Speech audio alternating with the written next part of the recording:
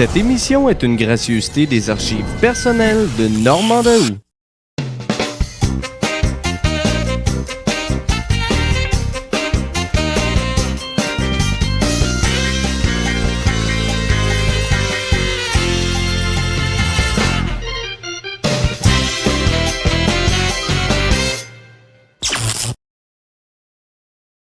Oubliez-vous que ceci est une soutane. J'ai trouvé le point faible de la couronne. Les grands procès, ce mardi 21h sur TVA. Le monde passe à CFTM. L'émission qui suit vous est présentée en couleur par Télé 4.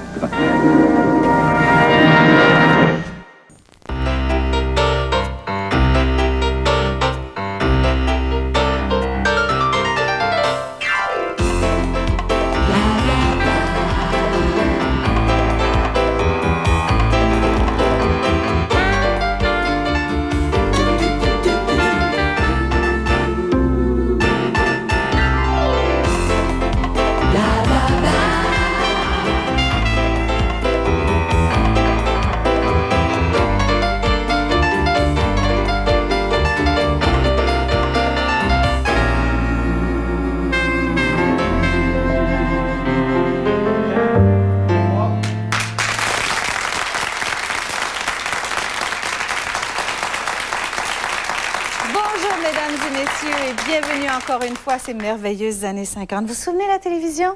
La famille Plouffe, hein? Capot sorcier. Oh, il y avait plein de choses aussi qu'on écoutait dans ce petit tube noir et blanc. Et puis, il y avait aussi la radio. Il me semble que j'entends tout au long de la semaine les joyeux troubadours. La radio. Des beaux souvenirs, des beaux souvenirs des années 50. Ça continue notre petite semaine extraordinaire, toute maquillée, toute coiffée, toute habillée, comme les années 50. Et on accueille aujourd'hui des gens qui regardent avec les yeux écarquillés. Il y a des jeunes, il y a des moins jeunes et il y a ceux qui se souviennent surtout. On accueille en cette journée des années 50 l'Association des créateurs artisans de Sillery qui vous invite à l'exposition de Noël 93 qui se tient jusqu'au 19 décembre à la vieille maison des Jésuites. Ça, c'est à Sillery, je le répète, pour information, 654-0259. Il faut parler déjà de Noël.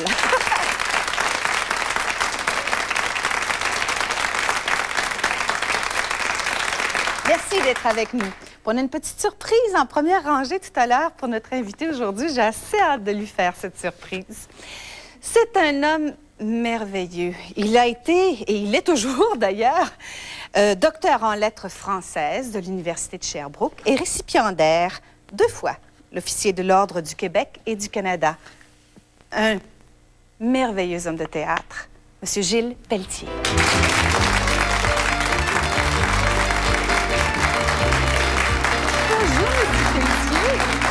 Qu'est-ce que vous êtes élégant! Dans les années 50, on se serait embrassés. Voilà! Ah. Alors, on le fait. On a mis notre beau butin hein, pour se courtiser. Bon, j'ai vu, le martingale. Hein? Oui. Ça a dû vous surprendre qu'on vous demande de parler des années 50. Je suis sûre que vous êtes plein de souvenirs de ces belles années. Ben, c'était les belles années pour différentes raisons. La première, d'abord, c'est qu'on était jeunes, encore. Mais monsieur Pelletier... Et on était presque en début de carrière. Oui. Alors, l'avenir, tout était devant nous, rien derrière. Oui. Alors, c'est des facteurs qui font... Mais derrière, monsieur Pelletier, il y a des beaux souvenirs. Il fallait les faire, ces souvenirs-là. Ben oui. Hein, n'est-ce pas? D'ailleurs, effectivement, vous nous parliez de la radio qui était omniprésente à l'époque. Je pense. Votre carrière a débuté là. Oui. À partir de 1945, c'était la radio, jusqu'en 52, la télévision. Mais je dois dire que la radio nous a fourni, à une époque où il n'y avait pas de conservatoire, pas d'école de théâtre, la chance de jouer des grands textes. Il y avait Radio Collège, qui passe à Radio-Canada. Il y avait de la télévision à CKVL, à CKAC, partout. De la radio dans tous ces postes-là. Mais il y a eu quelquefois des émissions qui étaient des émissions de très, très haute qualité. Par exemple, j'en profite pour souligner un bonhomme que vous avez connu comme disc jockey ou animateur, Guy Moffett, mais qui a été, je pense, même mondialement, un très, très grand réalisateur d'émissions dramatiques à la radio. C'est un très grand créateur, Guy Moffett. Oui. Et vous avez travaillé sous sa direction? Beaucoup, beaucoup. C'est comme ça que j'ai connu Guy Dufresne, qui est disparu là, cet été, qui écrivait Capot sorcier. Oui. Et c'est comme ça que j'ai connu Guy Dufresne par une émission radiophonique qui s'appelait Le ciel par-dessus les toits, qui passait tous les dimanches après-midi et qui était réalisée par Guy Moffett. Quand on était vedette à la radio, est-ce qu'on était véritablement vedette? Les gens ne pouvaient pas éventuellement trop facilement vous reconnaître parce que, bon, la télévision n'était pas encore là, mais Oui. j'imagine... Je dois dire que j'ai joué à la radio de beaux rôles, de grands rôles, mais que je n'étais pas, à ce moment-là, une vedette.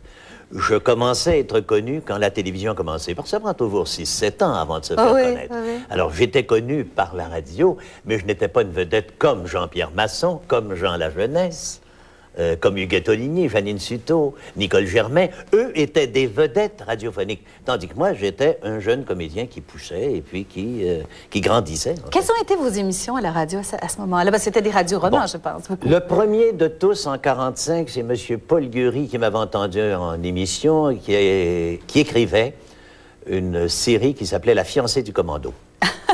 Et il m'a écrit un rôle dans ça. Ça a commencé comme ça. Ensuite, il y a eu Rue principale, il y a eu Un homme et son péché, des belles histoires. Une émission dans laquelle j'ai remplacé Alfred Brunet, qui jouait Timous et qui était parti étudier en Europe. Alors, je l'ai remplacé et j'ai gardé le rôle jusqu'à la fin à la radio. Et, comme je vous disais tout à l'heure, tous les grands radiothéâtres où on a joué les plus grands rôles du répertoire. Et là, parlez-nous un peu de la télévision, parce qu'il y a eu les ploufs à la radio. On parle des années 50? Voilà. Bon, voilà. 52, c'est le début de la télévision. Et c'est un événement qui a été vraiment marquant et puis déterminant dans la vie de beaucoup de comédiennes et de comédiens. Oui. Y compris ma sœur Denise, tout ça, ça a été très, très important, l'arrivée de la télévision. Un autre événement des années 50, qui est pas tout à fait simultané, c'est un peu plus tard. Mais il y a eu l'achat par la brasserie Dao et Gratien Gélinas de l'ancien théâtre Gaîté, qui est devenu la Comédie canadienne. Mais ce qui s'est créé d'œuvres québécoises, canadiennes, françaises, dans ce théâtre-là, c'est extraordinaire. Et ça, c'est un événement très important dans l'histoire du théâtre. La création de la Comédie canadienne, qui est devenue maintenant le théâtre du Nouveau Monde. C'est le Nouveau Monde qui est levé là. Mais ça, c'est important. C'était dans les années 50, 55, quelque chose comme ça. Et puis l'autre événement important des années 50, c'est ce qui a amené l'équipe du Tonnerre au pouvoir en 1960. Et puis avec tout ce que ça a voulu dire, création dans le programme libéral. Je me souviens, nous, on était libéraux à fond de train, les jeunes, parce qu'on parlait de la création d'un ministère des Affaires culturelles. On en parle encore. On en parle encore. Disons que toutes les attentes n'ont pas été satisfaites, mais quand même, l'avenir était très beau dans les années 50. L'espoir aussi. Remarquez, ça nous occupe aujourd'hui. Quand vous êtes arrivé à la télévision, essayez-moi de décrire cette espèce d'atmosphère où, pour la première fois, vous entrez dans un studio. Ça devait être quand même fantastique. Oui, mais... Ah bon? Je dois dire que le propre de la télévision ici... puisqu'il n'y avait qu'un poste qui en faisait, c'était Radio-Canada à ce moment-là. Voilà. Pendant plusieurs années, il y a eu Radio-Canada. C'est que les gens ont appris par la pratique. Ce qui fait que les débuts ont peut-être été un petit peu cafouillants. Et c'est ce qu'on sentait tous, que c'était plus ou moins rodé. Par contre, cette façon d'apprendre par la pratique et l'expérience, au lieu d'apprendre dans des écoles et a fait qu'on a eu ce qui a été classé par le magazine Times et le Q d'Angleterre comme le meilleur réseau de télévision en direct au monde. Le réseau français de Radio-Canada, le magazine Times, je pense que je l'ai encore chez moi. The best, le meilleur réseau de télévision en direct au monde. C'est parce que les gens, les techniciens, les caméramans, les ingénieurs, les gens du son, les artistes et tout ça ont développé une technique de télévision en direct qui était propre seulement au réseau français de Radio-Canada. Il n'y avait pas d'autres gens qui faisaient de la télévision de cette façon-là, mais c'était drôlement efficace. C'était très efficace. C'est cette période où on a connu Capot sorcier? Oui, c'était déjà commencé. Moi, j'ai fait partie des premières émissions La mégère apprivoisée de Shakespeare qu'on avait joué, par exemple, et qui étaient des choses bien imparfaites encore. Et je dois dire que je me suis peut-être éloigné un peu de la télévision de 52 à 55, 56 pour faire beaucoup, beaucoup de théâtre. 4-5 pièces de théâtre par année et beaucoup de radio. Et quand Cap aux sorciers a commencé, Guy Dufresne m'a demandé pour jouer le grand-père dans ça. Et là, j'ai recommencé une nouvelle carrière de télévision. Et là, c'est extraordinaire avec des metteurs en scène, comme il s'en fera plus, je pense, Fugère, Blouin, Carrier, qui ont été de très grands réalisateurs de télévision. Qui est encore, M. Carrier est encore... Non, ils ont tous... les trois sont retraités C'est vrai, maintenant. là, je pensais à l'autre Carrier. Oui, mais bon, voilà. Oui, ils sont retraités, mais il y en a un des fois. Et je voulais vous demander de regarder le moniteur parce qu'on a des petites images de Cap aux sorciers. Ah, mon Dieu. Voilà. Souvenez. Passe. Il est pourquoi tu restes une botte à m'attendre? C'est comme eux autres, tu sais. Tu peux regarder la vérité en plein visage. La vérité, c'est que j'ai pas tenu ma parole. La vérité, c'est que j'ai bu à moitié de ma paye, puis j'ai peut-être du reste dans ma botte. Tu es content, hein? Content? Ça, c'est de ta faute.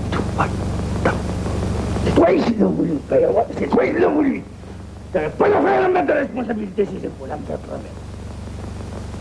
Ça va rien me laisser tout seul, te dire, moi, comme sur la moto à l'hôpital avec ma jambe cassée. Ça devrait pourtant être assez vieux pour savoir qu'on n'a pas des services, un gars comme moi. Bon. Sauf qu'il y a eu un tout petit problème. C'est un simple soldat, tout simplement. C'est pas un cap aux sorciers. Je croyais qu'on avait les images, mais malheureusement, ça a été sorti. Ça avait eu de l'impact sur le public. Hein? C'était en 57. Ouais. Et c'était à peu près, presque à coup sûr, le premier grand téléthéâtre. Vous savez, il y avait des théâtres d'une heure où il y avait beaucoup d'œuvres québécoises ou canadiennes qui étaient montées. Il y avait le grand téléthéâtre de Radio-Canada, émission de 2 heures ou 2 heures et demie, où on jouait des grandes œuvres du théâtre, de la dramaturgie universelle. Et Un simple soldat de Marcel Dubé a été monté par Jean-Paul Fugère, et c'était le premier qui s'adressait vraiment à nous autres, Québécois, à nous, francophones d'Amérique, écrits dans notre langue à nous autres. Ça avait eu un impact, mais quelque chose de pas possible. Et c'était un téléthéâtre en direct d'une qualité, la qualité des images, du découpage de ça, c'est pas possible, le rythme qu'il y avait là-dedans. Parce que quand on dit en direct, c'est-à-dire qu'à partir du moment où ça commençait, ou à partir du moment où c'était terminé, la caméra ne s'arrêtait jamais. C'est pas comme ici, là. Et ça, c'était comme une fresque où on passait, par exemple, le type démobilisé, Joseph, le gars que je jouais, passait dans les grilles, ce que son père lui reprochait, tu passes ton temps dans les grilles, dans les cabarets, tout ça. Et là, c'était une succession, je pense qu'il y en avait 7 ou 8, où on devait changer de costume. Et j'étais en gros plan, puis il me changeait les pantalons pendant que j'étais en gros plan. Pendant que vous disiez votre texte pendant aussi. Que je disais mon texte. Oh, que c'est merveilleux. Ben oui, on changeait de costume. J'avais trois vareuses, une par-dessus l'autre, puis on en enlevait une vite, pour le jour de tomber dans un autre costume. Puisqu'il y avait une chronologie dans ça, ça se passait sur je sais pas, sur un mois, par exemple. Oui. On voyait des images du gars qui dansait le jitterbug dans dans différents cabarets, ou bien qui était attablé avec des gars à moitié sous. Et tout ça, il fallait changer de costume, évidemment. C'était véritablement la très belle époque. J'ai un compliment à vous faire, cependant. On vous a vu, là, dans votre jeune temps, vous étiez magnifique, mais aujourd'hui, vous êtes plus que magnifique. Merci de nous avoir fait connaître ça. On revient tout de suite après la pause avec d'autres nouvelles des années 50. Venez donc chez moi, je vous invite, il y a de la joie chez moi, c'est merveilleux, à côté des étoiles où j'habite, à 2 pas du ciel, toujours bleu, j'attendrai chez moi votre visite. J'avais besoin d'une adjointe responsable. C'est finalement au Collège de secrétariat moderne que j'ai trouvé la collaboratrice la plus compétente. Le Collège de secrétariat moderne est vraiment à l'écoute des besoins du marché.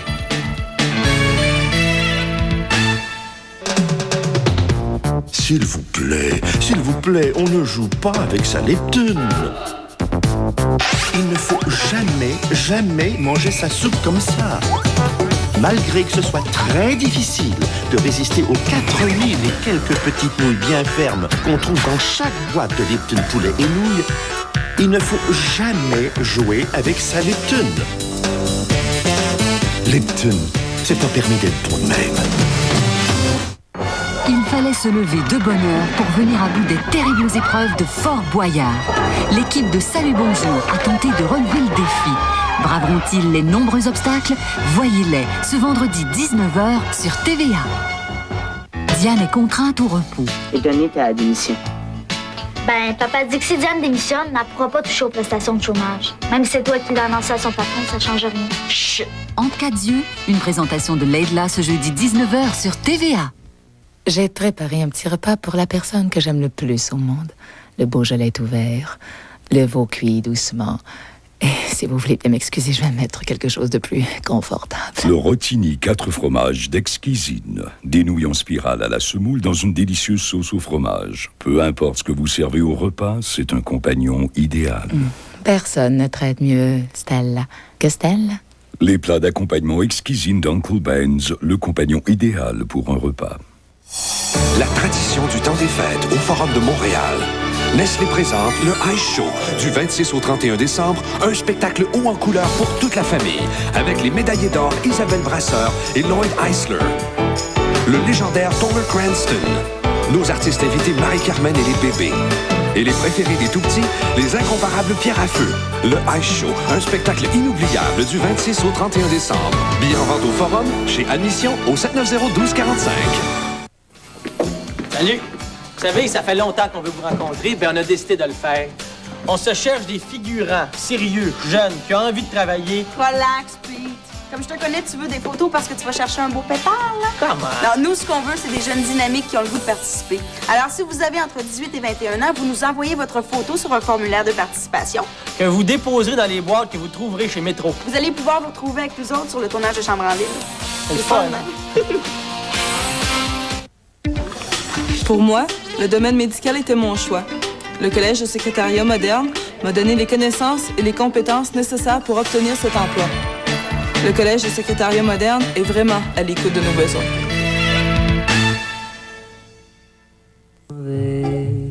Clopin, clopin, dans le soleil et dans le vent, de temps en temps, le cœur chancelle. Ben oui, c'est de ça que j'avais l'air à cet âge-là. C'est ma petite sœur Judith et mon papa Georges.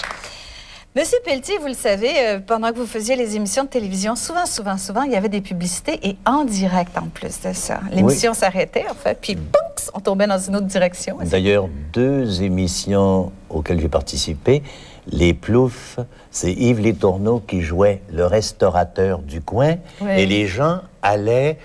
C'est un personnage de l'émission. Elle a acheté des cigarettes Player. Elle parlait de choses de l'émission, de l'action de l'émission, mais de Modern Players. C'était ça le commercial. Et dans Cap aux sorciers, à tour de rôle, on était payé pour le faire d'ailleurs, on passait prendre un café et sur le show, c'était Maxwell House. Voilà. Eh bien, nous allons parler publicité, la publicité de l'époque, avec Catherine Lachaussée. Mon Dieu, que vous êtes chic, ma belle Catherine! L'élégance, le crème va ravir. Ça me rajeunit. Le petit gâteau de noces, on dirait la mariée, ce petit gâteau de noces. Les petits gars. Ben oui, très les accessoires sont très importants à l'époque aussi. La publicité. Bon, la publicité dans les années 50, évidemment que ça a été l'âge d'or, les débuts aussi de la publicité comme on la connaît maintenant. Même si c'est différent, c'est évident qu'il y a des différences fondamentales, mais la base, en particulier la manipulation psychologique du consommateur, ça a vraiment commencé dans ces années-là. Il faut expliquer ça d'abord par le contexte économique. Alors, on est en après-guerre, la consommation est à son maximum. En fait, c'est d'abord parce que la production est à son maximum qu'on consomme autant. C'est qu'on a tellement produit pour redémarrer la machine qu'à un moment donné, on a des surplus de stock. Il faut les vendre. Comment on va faire? Les gens ont déjà une cuisinière, ils ont déjà des vêtements, ils ont déjà tout ce qu'il leur faut, mais c'est pas assez, il faut leur en vendre plus, toujours plus. Alors évidemment, on met au point le crédit, qui est une excellente façon de vendre davantage. Endettez-vous et rendettez-vous, qu'ils vous disent. Et c'est sûr que là, à ce moment-là, on donne un maximum de moyens aux gens pour consommer davantage. Et après ça, ce qu'on va faire, évidemment, c'est qu'on va accentuer la publicité, donc les affiches et la publicité télévisée. C'est vrai qu'on faisait les publicités souvent en direct. Les quiz, à l'époque aussi, étaient souvent commandités par des compagnies. Et quand la tête du gagnant ne convenait pas au public, vous savez qu'on demandait aux gens de perdre aussi, ça fait des scandales, ça. C'est-à-dire que dans les quiz, très souvent, si la personne avait une figure qui déplaisait au public, il ne fallait pas l'associer aux marques publicitaires, on leur demandait de perdre. Oui, il y a eu des scandales comme ça. Vous voyez, alors, il n'y avait absolument aucun scrupule de la part des publicitaires, c'est-à-dire que toute manipulation était permise. Ce qu'on a commencé à faire, c'est qu'on a demandé à des psychologues de plus en plus d'étudier le consommateur. Et il y a un livre très important qui va être publié en 1948 qui parle des classes sociales. C'est très important aux États-Unis, les classes sociales. Donc, cet homme-là s'appelle Lloyd Warner. Et cet homme-là établit 6 classes sociales bien précises aux États-Unis. Et c'est là qu'il va falloir cibler. Donc, ces classes-là, il y a la supérieure aristo vieille souche. Ça, c'est la première classe. C'est une classe qui n'est pas tellement facile à atteindre de la part des publicitaires. Ensuite, la classe supérieure basse, les nouveaux riches. Il y en a encore aujourd'hui, d'ailleurs. La classe supérieure moyenne, c'est les professions libérales, les propriétaires de grandes entreprises. Déjà, c'est des gens qui sont plus faciles à atteindre. Mais les classes importantes, c'est la 4e et la 5e. Il y avait les employés de bureau, commerçants et ouvriers spécialisés. Et l'autre classe qui suit, c'est les ouvriers spécialisés, semi-spécialisés. Eux, ça, c'est la cible. Pas tellement les ouvriers comme leurs femmes. Leurs femmes, 65% des publicitaires, c'est elles qu'on va essayer d'aller chercher. Alors, on l'appelle Mrs. Middle Majority. Alors, c'est Madame Moyenne Majorité. Ça, c'est son petit surnom. Tous les publicitaires ont ce mot-là à la bouche. C'est important, c'est elle qu'on va chercher. Alors, contrairement à ce qu'on a vu très souvent, là, la jolie jeune fille à l'air dans sa cuisine, c'est pas de ça qu'elle a l'air, Mrs. Middle Majority. C'est vraiment une femme qui est très réservée, timide. Elle a peur de l'extérieur. Elle aime sa cuisine et son foyer. C'est le centre de son univers. C'est pas une grande aventurière non plus. Alors, cette femme-là, il faut faire attention pour pas la provoquer, pour pas lui faire peur non plus. Et c'est là, justement, qu'on commence à manipuler psychologiquement les gens. Je vais vous donner des exemples de campagnes désastreuses qui n'ont pas fonctionné. On voulait lancer un parfum à un moment donné. On a regardé les beaux tableaux de Gauguin. Vous savez, les femmes avec les seins dénudés. Oui, c'est ça. Alors, on s'est rendu compte que ça, c'était une image désastreuse à utiliser avec ces femmes-là parce qu'on les appelait, ces femmes-là, on disait qu'elles avaient l'air sales, qu'elles avaient l'air lourdes, suantes et même presque africaines. Peut-être même qu'elles sont africaines, se disait Madame Moyenne Majorité. Alors ça, justement, c'est des images qu'on a laissées tomber. Finalement, on a utilisé une jolie jeune fille blonde aux longs cils. Ça allait. Autre chose aussi, il fallait aller dans le gigantisme, toujours plus gros pour s'affirmer en comparaison des voisins. Alors, si j'ai une piscine dans ma cour, tout le monde veut en avoir une aussi. On s'en est rendu compte. C'est pour ça que les appareils ménagers américains sont tellement gros et gigantesques.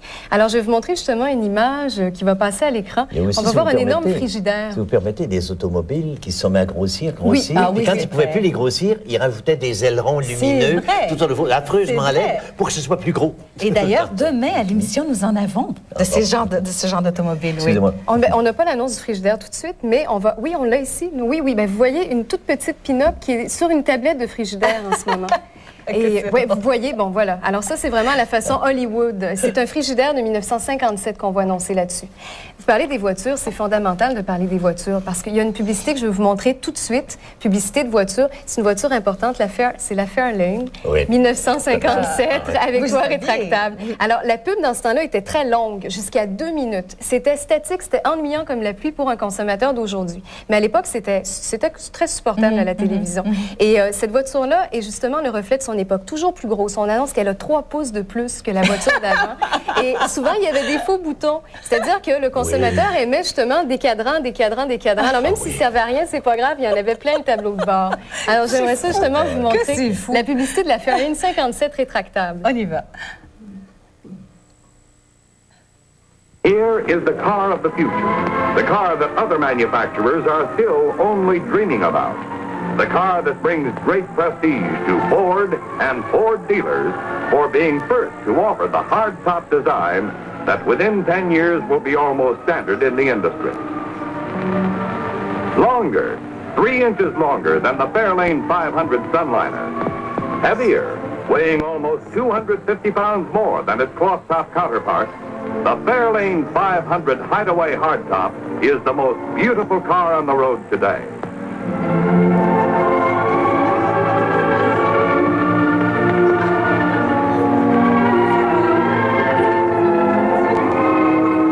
Just about 50 seconds, less than a minute to change from a hardtop to an open-air car. The world's first and only true hardtop convertible. That's the Fairlane 500 Hideaway Hardtop. How is this miracle of automotive engineering accomplished? How in the world does it work?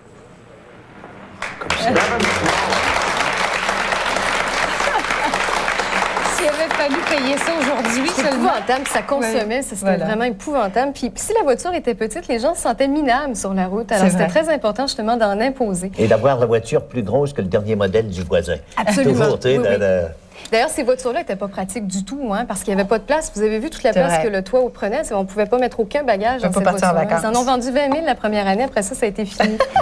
Une dernière chose épouvantable que la publicité a commencé à faire dans les années 50, c'est d'utiliser les enfants ou les femmes pour vendre des produits, par exemple, aux maris ou aux parents. Alors, je vais vous donner un exemple. General Electric, en 1955, offrait un cirque de 60 pièces, un pistolet magique et un casque voyageur interplanétaire à tous les enfants qui traîneraient leurs parents au magasin de General Electric pour voir les derniers modèles. C'était épouvantable, ça. Et ça se faisait couramment. Autre chose aussi épouvantable, c'est que pendant les annonces, pendant par exemple pendant une petite émission pour enfants, l'école Ding Dong, c'était pour les préscolaires, ça, aux États-Unis, il y avait à un moment donné un docteur qui venait annoncer des petites pilules, c'était des petites vitamines rouges et faciles à avaler pour les enfants. Mais là, les parents disaient, les pilules de maman aussi sont rouges et faciles à avaler. Ça peut être dangereux, ça. C'est que c'est le genre de pub qu'il y avait. Maintenant, il y a un peu plus de contrôle. Mais la manipulation psychologique du consommateur dans les années 50, c'était parti. On dirait que les enfants, ça revient, ça. Ça revient, ponctuellement. Ça, tous les 4-5 ans, il y a une publicité où on utilise beaucoup les enfants. Pour la nourriture en ce moment, oui. Pour l'éducation. Ben, merci beaucoup, Catherine. Merci beaucoup, Madame Catherine Lachaussée.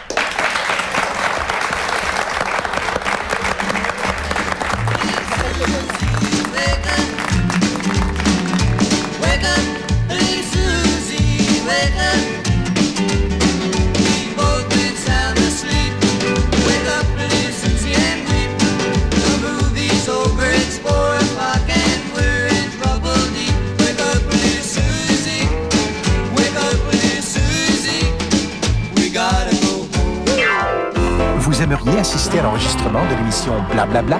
C'est facile. Réservez votre place en téléphonant au 418-684-2089 du lundi au vendredi sur les heures de bureau. Venez passer une belle journée à Québec. Les enregistrements ont lieu le matin dans les studios de Télé 4. Bienvenue à tous.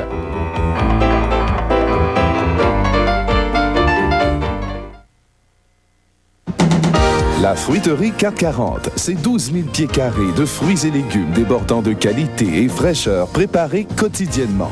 Du lundi au jeudi seulement, kiwi de la Nouvelle-Zélande, 8 pour 99 cents. Oignons, 5 de 5 livres, 49 cents chacun. Et en super spécial toute la semaine, pamplemousse blanc de la Floride, 10 pour 99 cents. Surveillez l'ouverture de notre deuxième succursale, la fruiterie 440 à Laval et bientôt à Greenfield Park. J'adore cette couleur. C'est quoi déjà? Fuchsia. Fuchsia. J'adore mon nouveau polo. T'en as pas déjà un comme ça? Oui, mais il est devenu fade. Et il fait de la mousse. Voici le nouveau Cheer avec Protège Couleur Plus. Comparé. Après plusieurs lavages, il peut se former sur les vêtements de coton une mousse qui masque les couleurs. Le nouveau Cheer aide à prévenir cette mousse, ainsi vos couleurs paraissent neuves plus longtemps. Chou, as-tu vu mon... C'est quoi la couleur déjà? Fuchsia. Ah oui, c'est ça. Ce polo est encore très beau. Le nouveau Cheer avec Protège Couleur Plus. Adieu peluche, bonjour couleur. Idéal pour le coton.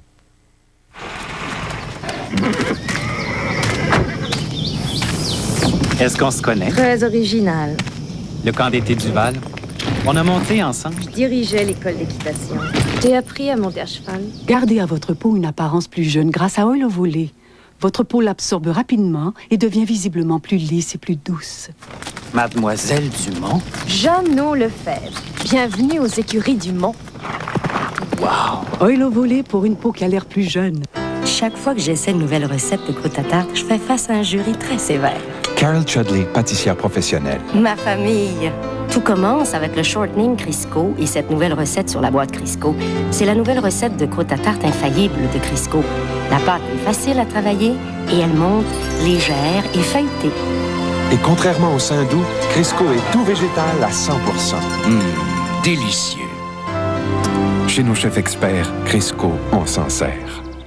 J'ai un secret pour une chevelure luisante et d'apparence saine. Ça commence à l'intérieur du cheveu. Mes cheveux étaient ternes et sans vie. Puis j'ai découvert le shampoing traitant Pantene. L'Institut suisse des vitamines certifie notre teneur en provitamine. Pantene a plus de provitamine que jamais. Elle pénètre en profondeur, de la racine à la pointe. Mes cheveux n'ont jamais eu l'air si sain, si resplendissant, avec tout l'éclat de Pantene. Pantene Pro V avec plus de provitamine pour les cheveux qui paraissent éclatants de santé. Ne passez pas un autre jour sans Pantene.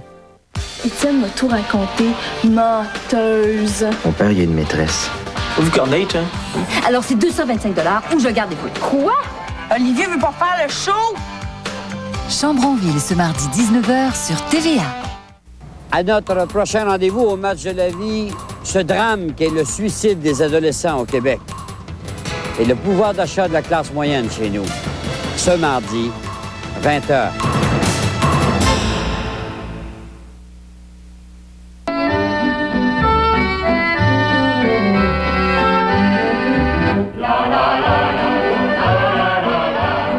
Au Mont-Royal, à Montréal. Au Mont-Royal, à Montréal, j'ai trouvé un amour sans égal. Au Mont-Royal, à Montréal, en dansant par un beau soir de bal. Au Mont-Royal, à Montréal. J'ai l'impression que je suis vieille. Les petits chars, on a tous pris ça. Devant la rue des Carrés, d'ailleurs, qui n'était qu'un champ de rails à l'époque. Oui, c'est-à-dire ils ont ouvert le long de l'aéroport de Cartierville. C'est ça. Là, ça continuait. C'était La Belle, ça? Comment Oui, ça s'appelait, je crois, mais c'était la suite de Descartes. Oui, Rockland aussi. Je le sais parce qu'on allait en cachette de nos parents, en patin roulette, voir les aéroplanes à Cartierville. C'est vrai. Et il y avait aussi la côte, la fameuse côte à Cartierville. Il y a une côte où on prenait le petit train. C'était extraordinaire. Eh bien, nous allons parler des faits de société et des inventions avec une toute nouvelle collaboratrice, Marie Valran.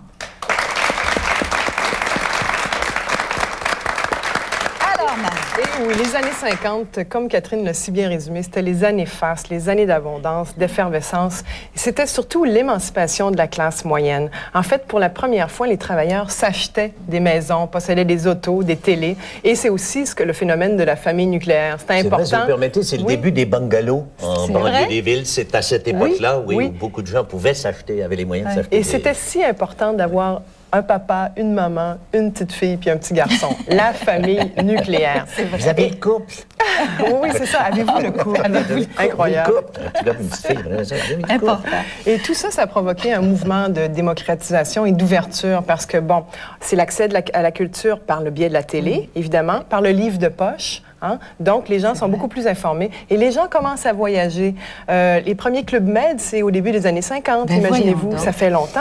L'industrie du ciel bleu, c'est à ce moment-là qu'elle s'installe. On habite les banlieues, on vit en fonction de l'auto, dans le fond. Hein? On habite les banlieues, on construit des autoroutes, des centres d'achat avec d'immenses parkings. On mange et on regarde des films assis dans son auto, hein, les cinéparcs. Oui, et quand on revient à la maison, bien évidemment, on écoute la télé. Vous regardez des souvenirs télé. On en a vendu de 1 Normand million. Daou. La deuxième année, 12 millions. L'impact était foudroyant. Vous savez d'ailleurs que c'est l'endroit au monde, le Québec, où, quand la télévision est apparue, on a vendu le plus grand nombre d'appareils dans un temps record. Ça ne m'étonne pas. Cet endroit au monde. Ce qui a amené les producteurs, ou enfin le producteur du temps, Radio-Canada, à faire beaucoup plus d'heures qu'ils devaient en faire. C'était 2-3 heures par jour pendant un an, là, au départ, par exemple. Et ils ont été amenés à en faire 12 heures parce que les gens s'achetaient des appareils quand voulaient de la télévision. Et d'ailleurs, assez rapidement, les programmes américains sont arrivés au Québec pour justement combler toutes ces plages. Toast of the Town avec Ed Sullivan. C'est vrai, c'est vrai. Et on mange aussi, évidemment, des TV dinners. Apparition des premières cartes de crédit, ça, Catherine en a parlé tout à l'heure. Et puis, de début des années 50, ben, c'est aussi l'apparition des premiers postes FM. Donc, on a un confort d'écoute à la radio. Et puis, le premier voyage de Calypso, vous savez, l'espèce de Cousteau, le bateau Cousteau. Et comme maintenant, la télé est en couleur, l'apparition de la couleur s'est faite en 53, ben, tout le monde sait que la tuque de Cousteau est rouge. Il n'y a pas de problème. Et un fait important aussi, même si ça semble anodin, c'est la publication du rapport Kinsey sur le comportement sexuel. Ça a été un best-seller international et c'est la première fois qu'on se penchait sur la sexualité des hommes et des femmes. Donc, ça annonçait là, les... Master and Johnson. Exactement. Ils sont venus tout de suite après. Exactement. Oui. Mais pendant ce temps-là, au Québec, c'était le lancement de la croisade du chapelet en famille. Oh. Alors, on voit là, qu'il y a quand même, là, on avait un petit recul sur l'ensemble de la société, là, sur l'ensemble du monde en général. Je me souviens l'avoir fait. C'est vrai? Vous le faisiez, Daniel? Ah oui, dans la cuisine. Certainement, je l'ai fait. Mais il y a un autre phénomène. En même temps, il y avait des belles histoires des pays d'en haut. Ah oui. Et vous savez que des curés ont changé l'heure du chapelet pour permettre aux gens de pouvoir écouter un homme et son péché. Ah, c'est bien. Il y avait le péché d'un bord puis le chapelet de l'autre. C'est très bien. Très bien. Dans les années 54-56, apparition des premiers avions essentiellement voués au tourisme avec Pan Am. On inaugure aussi le premier Disneyland. Les briques Lego font leur apparition sur le marché. Le premier restaurant McDonald's. Mais nous, à Montréal, on a prévu le coup. Ça a été aussi l'inauguration de l'Institut canadien de cardiologie. Ah, donc, McDonald's, cardiologie, là, bon, on va soigner les gens un peu à l'avance. On se souvient, en mars 55, de la suspension de Maurice Richard. L'émeute. L'émeute totale. Ça a été vraiment assez terrible. Et, autre événement malheureux, apparition de l'impôt provincial. Ça aussi, c'est pas drôle. On pleure encore. Dans bien des choses que Duplessis a faites, c'est peut-être la meilleure chose de tout ce qu'il a fait. Bon. L'impôt provincial, c'est pas une si mauvaise chose, au fond. Mais ça dépend dans quelle raquette Ça dépend de ce qu'il faut payer chaque année. Il disait, donnez-nous notre butin, puis c'était notre butin. Oui, c'est vrai. 57-59, bon, bien, c'est la conquête de l'espace. Alors, lancement du premier satellite artificiel en 57 par les Russes, c'est-à-dire Sputnik. Et tout de suite après, ils vont relancer Sputnik 2 avec, je sais pas si vous vous souvenez, la chienne Laika. Elle en est jamais revenue vivante, la pauvre petite chienne. Ouais, ça, là, moi, ça m'avait traumatisé quand j'avais... Est-ce que Gagarine... Gagarine... n'a pas été lui aussi... un peu gaga, oui, mais il est revenu, par exemple. Oui, non, mais il est revenu, mais il paraît qu'il a fait une espèce de dépression. Ah, tout à fait. Oui. Et bon, les Américains vont... très vite rejoindre les Russes avec Explorer 1 et puis ils vont mettre sur pied la NASA. Les inventions vraiment importantes de la fin des années 50, ça a été le laser. On se rend pas compte, là, mais ça fait quand même longtemps que ça existe, le laser. Et les applications sont nombreuses, télécommunications, médecine, banque de données, etc. La stéréophonie, Decca, c'est la compagnie Decca qui va remplacer par l'espèce de gomme de lac qu'on utilisait pour faire les disques. On va le remplacer par des matières plastiques, d'où possibilité d'avoir des disques en stéréo. On va aussi avoir les premiers parcomètres, le hula hoop. Vous souvenez-vous du hula hoop? Oui. Eh bien, en 6 mois, ces gens-là ont vendu 20 millions de hula hoop. Déplacement disquaire, là, vraiment assuré. Bref, c'était vraiment des inventions folles, les Barbies, les transistors, etc. C'est une époque où on s'est beaucoup amusé et où on a beaucoup découvert. Merci beaucoup, Marie.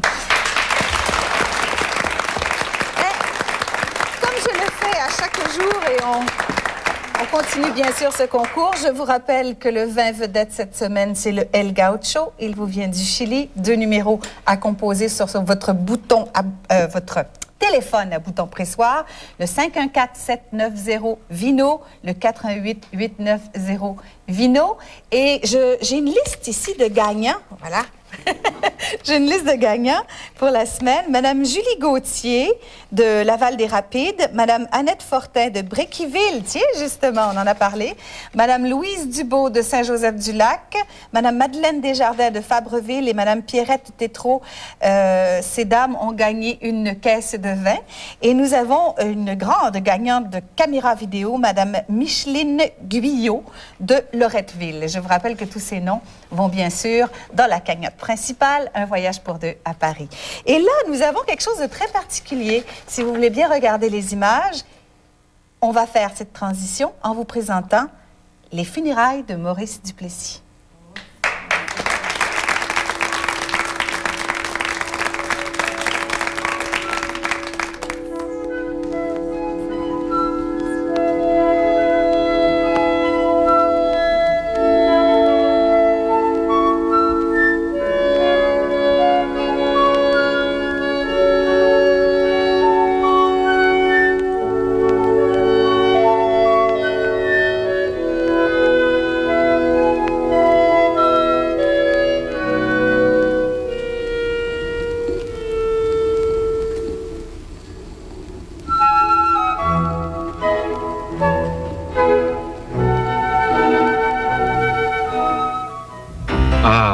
Tu sais, Nicole, tout le monde peut gagner un voyage à Paris. Avec le concours Faites comme Jacques et Nicole. C'est nous, ça? C'est facile. Regardez l'émission Blablabla entre 9h et 10h. À TVA. Téléphonez au numéro suivant. Et identifiez le pays d'origine d'un des 80 suivants. Mio Vino di Casa. El Gaucho. Casalero. Ou Gueule de loup.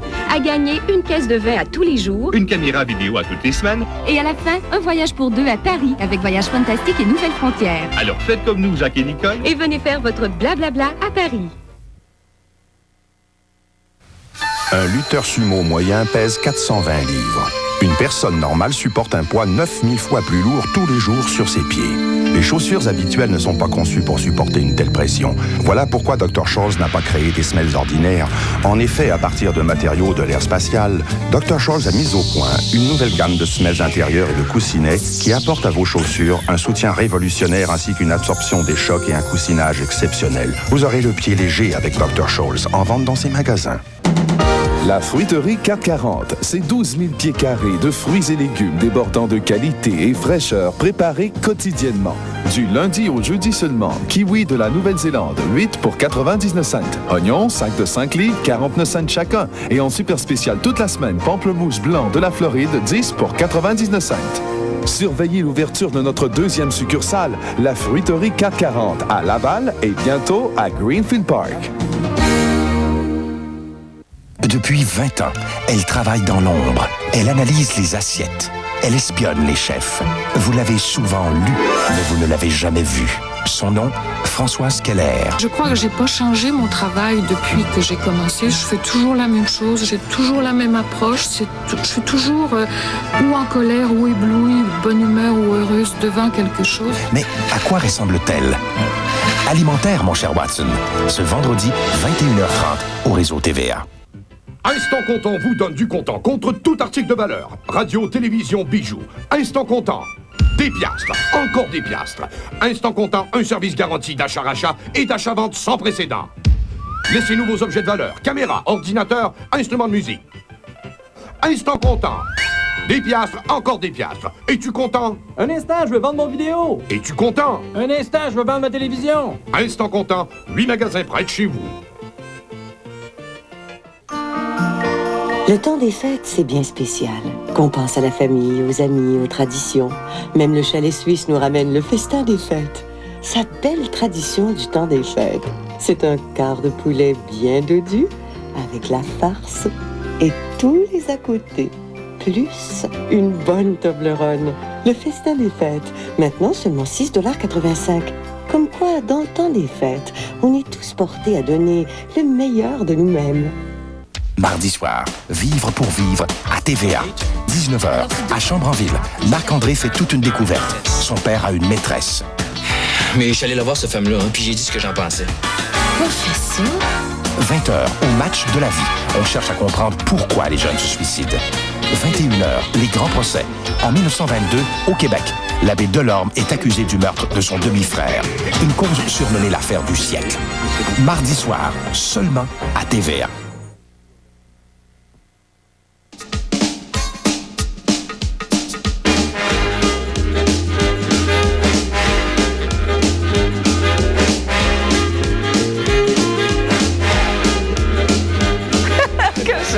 Et c'est la sonate au clair de lune. C'est la sonate au clair de De lune. Beethoven. C'est bien. Oui, c'est le même pattern. Tout d'un coup, il s'est réveillé. Il a dit « Oh, que j'aime ça, que j'aime ça, que j'aime ça. » Mais vous allez avoir devant vous une dame qui, pour une fois, aime les Une dame à boudin. Une dame à boudin qui, pour une fois, aime, parce que d'habitude, elle n'aime pas trop, les années 50, Madame Lise Dion. Lise va nous raconter une journée dans la vie de Pauline. Oui. Et je commençais tout d'abord, Daniel, par vous dire que j'haïs mes cheveux, n'est-ce pas? J'ai passé, écoute, des heures là-dessus, la tête dans le cygne, les guenilles, ça a pénétré. Hein? Là, après ça, j'ai été mettre ma robe de chambre en chenille. J'ai été me coucher sur mon couvre-pied en chenille. Tu sais bien que les guenilles n'ont pas séché. Hein? Bon, ça leur a été beaucoup leur demander. Et j'aimerais ça qu'on réalise que les années 50, c'était une époque importante et qu'il est arrivé tellement de belles choses. Ah, oui. Comme, as-tu vu la grande vente chez Dupuis Frères cette semaine? Chez Dupuis Frères. Mes gages ont augmenté de 20 $. Je te dis que je vais aller chercher ma petite jupe circulaire avec des caniches dessus. Puis quand je vais danser, c'est pas juste les chiens qui vont japper. Tu vas voir. Écoute, Daniel, Monsieur Pelletier, c'est dommage que vous soyez pas venu samedi parce qu'on a fait toute une veillée à la maison. Hein? Maman a reçu son nouveau moulin à laver. Hein? Le moulin à laver. Écoute, même ma tante de Sept-Îles est venue pour l'événement, pour le voir. Mon père a sorti son accordéon. On a fait des sandwichs 3 couleurs. Oh mon Dieu, maman n'a pas pu s'empêcher de faire une brassée, tu comprends? Puis ma tante, elle y chantait « Lucille, mélange pas tes couvre-pieds avec les bas à Roland. Après ça, les tabliers puis les tapis de table, tu sais, bon. Puis là, sinon ton tordeur va péter, c'est bon. En tout cas, je vous épargne ça, là. » Est-ce qu'elle s'est pognée le bras dans le tordeur? Non, mais c'est ça, la veille a fini de bonheur parce que c'est mon petit frère Magella qui s'est pogné le bras dedans. Ça a été l'enfer, mais au même moment, ça sonne à la porte. Et c'est là que j'ai rencontré mon Dandélard. Ah, il vendait des brosses. Mais en plus d'en avoir une belle lui-même, il aiguisait des couteaux. Alors, c'est lui qui a sauvé le bras de Magella, mais en seulement qui est obligé de casser le tordeur de ma mère. Alors, mes parents n'ont jamais pardonné. La petite brosse foulaire aussi, c'est sûrement une petite brosse foulaire. La foulaire, c'est exactement ça. Alors, j'ai pensé entrer dans les Carmélites ou aller comme missionnaire avec les Chinois, parce qu'on a tellement acheté, hein? Fait qu'ils m'en devaient bien un peu. Et puis, en débarquant du tramway, c'est là que j'ai rencontré mon Maurice. C'est lui qui... Ah, bon. C'est ça. Écoute, il y avait un bec de lièvre, mais il y avait un cierge de Beauchard. Comprends-tu? Comprends-tu ça? On veillait dans la valise tellement ce qui était grand, avec 2 autres couples, là. Non, on aurait pu faire des péchés mortels sur le siège dans l'arrière s'il n'y avait pas été si laid de sa personne, tu sais. Et puis, tu sais, Daniel, que j'ai commencé à travailler au snack bar depuis 2 mois. Mais voyons donc. Bien, oui, écoute. Et c'est là que j'ai rencontré mon Lucien. Ah bon, le 3, le Lucien. Je pense que c'est le bon, ça. Écoute, il n'arrête pas de me payer des crimes soda. C'est fantastique. Puis là, quand tu as vu que je passais mes gages dans le jukebox, il m'a acheté un pick-up. Ah! C'est tellement le fun. Puis là, j'ai le disque. C'est un diamant qui fait jouer le record de Edith Piaf, là, la môme de Paname, là. C'est tellement beau, hein?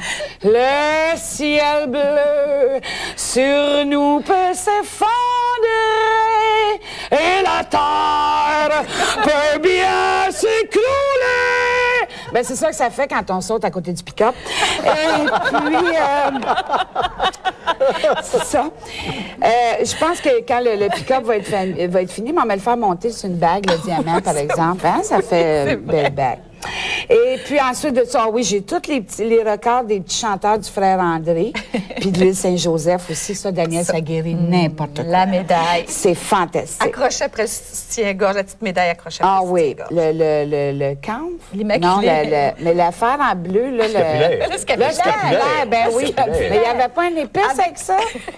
On pouvait mettre un petit carreau de camphre ben aussi. oui, pour la grille. Oui, Ben puis ça faisait respirer. C'est ça. Voilà. Et puis, mon Dieu, j'ai été au vu avec mon Lucien. On a été voir le Rossignol à la Voix d'Or. Hey, je te dis que José Lito là-dedans, là. Ben, je t'en dis pas plus, hein, à part que si tu vas aller voir le film. Et puis, ça serait bien malaisé de te dire qu'il meurt à la fin. Mais enfin. Et le jeudi, on s'habille en dimanche pour aller écouter la télévision chez ma tante Yvette. C'est vrai. Fait qu'on va écouter Capot Sorcier. Vous êtes excellent, d'ailleurs. Et mon Lucien, quand il regarde la télévision, c'est un très bel homme. C'est un très bel homme. C'est un bel homme. C'est un bel homme. Alors, Lucien! Oh, ben attends-moi, j'arrive! Ben là, je vais être obligée de vous laisser parce que on s'en va au Mocambo. Et puis, il faudrait que j'aille leur faire les boudins parce que pour danser avec mon Lucien, c'est un très bel homme. Quel alliez-vous voir au Mocambo? Je pense que ça va être Madame... Alice Roby, peut-être? Ben oui, Probablement. Alice. Ben oui, elle commence, elle est bonne. Hein? Pas pire et pas pas mal bonne. Merci beaucoup, Lise. Ben, ça me fait énormément plaisir. Merci. Merci.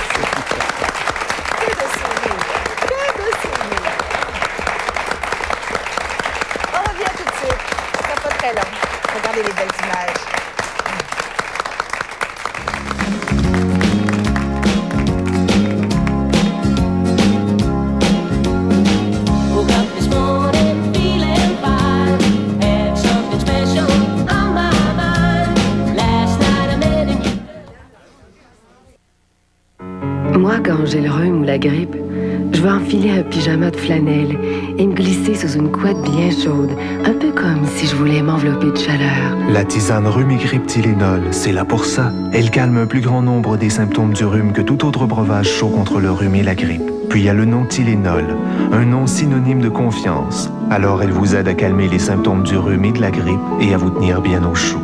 La tisane rhume-grippe Tylenol, efficace contre les symptômes du rhume et de la grippe. Dans le Québec des années 1920, l'abbé Adélard Delorme est accusé du meurtre de son demi-frère. Oubliez-vous que ceci est une soutane. Bibi est protégé. Avez-vous examiné cette balle marquée d'une croix?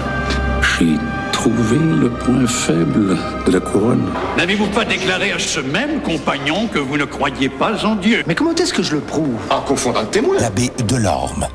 À voir absolument les grands procès ce mardi 21h sur TVA. Tombe la neige.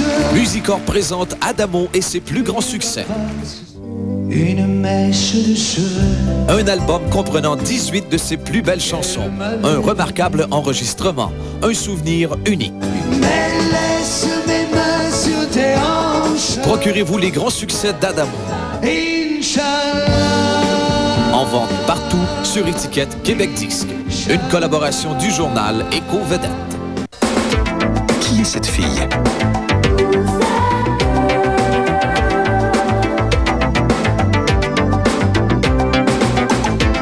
Mais qui êtes-vous? C'est Madonna. En 24 heures, elle va transformer un avocat d'affaires doux comme un agneau en un fugitif traqué par la police. En primeur, Madonna dans Who's That Girl, ce mercredi 19h30, exclusivement à TVA. Salut! Vous savez, ça fait longtemps qu'on veut vous rencontrer, ben on a décidé de le faire. On se cherche des figurants, sérieux, jeunes, qui ont envie de travailler. Relax, Pete. Comme je te connais, tu veux des photos parce que tu vas chercher un beau pétard, là? Comment? Non, nous, ce qu'on veut, c'est des jeunes dynamiques qui ont le goût de participer. Alors, si vous avez entre 18 et 21 ans, vous nous envoyez votre photo sur un formulaire de participation. Que vous déposerez dans les boîtes que vous trouverez chez Métro. Vous allez pouvoir vous retrouver avec nous autres sur le tournage de Chambre en ville. C'est le fun, hein? L'œuf ou l'argent? L'argent ou l'œuf? Un choix difficile, mais payant. Le mercredi à 19h, Guy Mongrain anime pour vous la poule aux œufs d'or. La poule aux œufs d'or, mercredi 19h sur TVA. À notre prochain rendez-vous au match de la vie, ce drame qui est le suicide des adolescents au Québec et le pouvoir d'achat de la classe moyenne chez nous. Ce mardi, 20h. Diane est contrainte au repos. Et donner ta démission. Ben, papa dit que si Diane démissionne, elle ne pourra pas toucher aux prestations de chômage. Même si c'est toi qui l'as annoncé à son patron, ça ne change rien. Chut! Entre quatre yeux, une présentation de Leïla ce jeudi 19h sur TVA. Il nous faut Jim Boucher. Un joueur de hockey. Tu peux pas avoir deux carrières de front. Tu peux pas être chanteur puis joueur de hockey. Les téléfilms Lancez compte, ce vendredi 20h, seulement à TVA.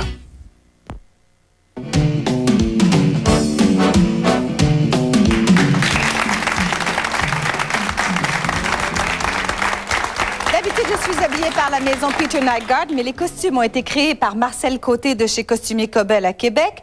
On vous rappelle que le mobilier de notre décor, de même que les accessoires, proviennent de la boutique Décennie du 113 de la rue Saint-Paul à Québec, 692-5846. Et maintenant, j'ai une surprise pour M. Pelletier. Monsieur Gilles Pelletier, je vous présente M. Gilles Pelletier. Ah.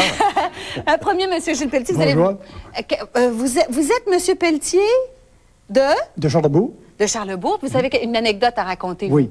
Justement, j'étais, on peut dire, représentant sur la route. J'étais à Saint-Georges-de-Beauce en 1979 pour les Jeux du Québec. J'oublie mes réservations naturelles, que je fais naturellement. Puis à un moment donné, j'arrive à Saint-Georges, plein, tous les hôtels. Je m'en vais d'un boîte téléphonique où je voulais appeler, que je couche régulièrement. D'habitude. Je fais un appel et je me présente. Je suis Gilles Pelletier, l'acteur. On me donne une chambre tout de suite. Je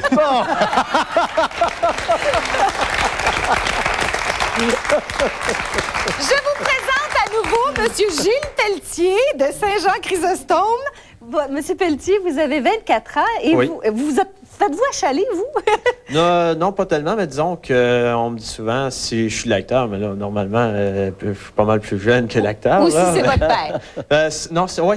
Si je suis des fois de la parenté ou de loin ou de proche. Là, mais... Voilà, j'ai un autre monsieur Gilles Pelletier, le croiriez-vous, de Neuchâtel cette fois-ci. Oui, bonjour. Vous êtes ingénieur. Est-ce que vous faites demander la question si vous êtes le comédien? Non, mais on fait souvent la relation. C'est surtout lorsqu'on fait des réservations, les gens restent toujours étonnés. Quand je leur prononce mon nom, Gilles Pelletier, avant d'écrire, ils me regardent, mais vous avez un nom célèbre. Voilà.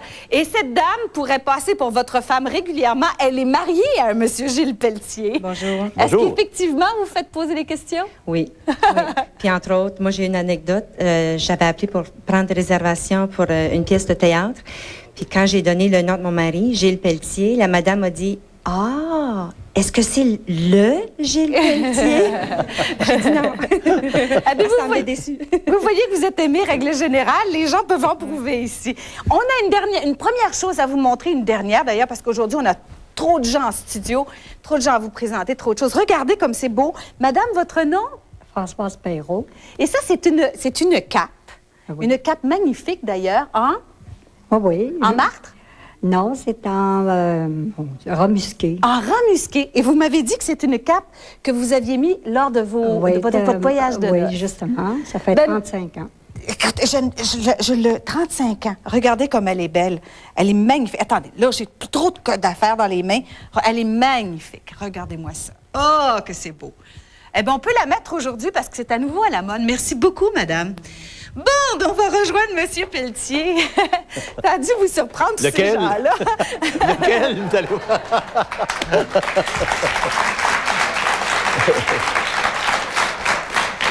Monsieur Pelletier, on va faire un petit saut aujourd'hui. Qu'est-ce que vous faites en ce moment? Parce que vous êtes pas mal partout. Ça n'a pas arrêté. Je fais un téléroman qui passe à Radio-Canada qui s'appelle Le Ciel variable.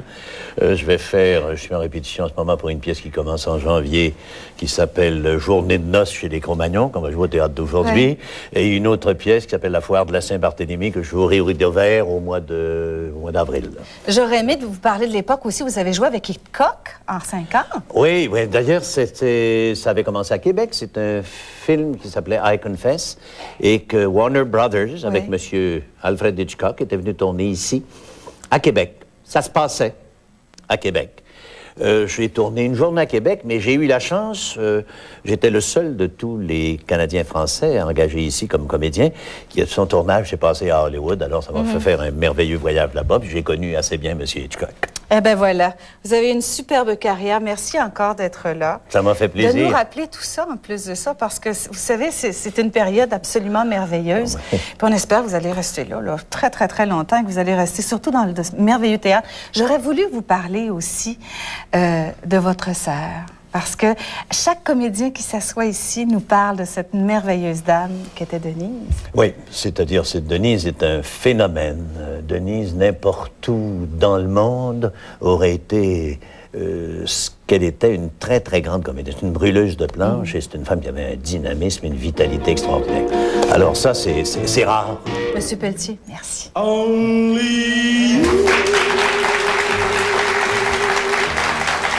Bye-bye tout le monde!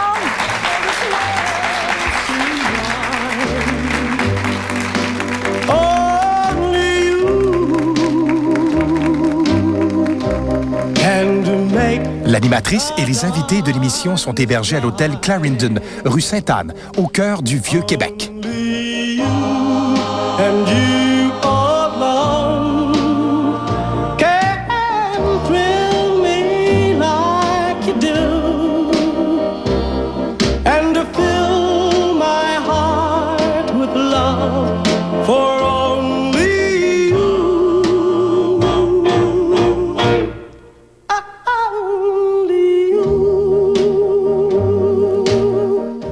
Ils voulaient un enfant. Ils en ont eu 3. 3 fois plus de choses à vous raconter à Claire-Lamarche, 16h30.